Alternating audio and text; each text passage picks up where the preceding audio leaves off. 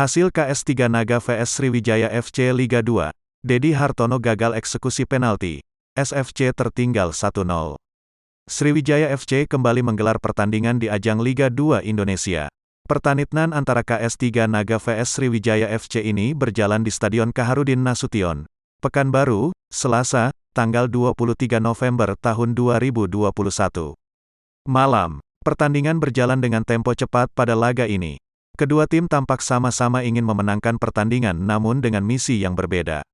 Dua penalti tercipta pada pertandingan ini. Namun, Dedi Hartono yang mengeksekusi tendangan penalti bagi Sriwijaya FC gagal menceploskan bola.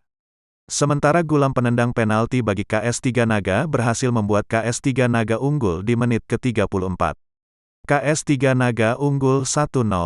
Tak ada gol tambahan yang tercipta.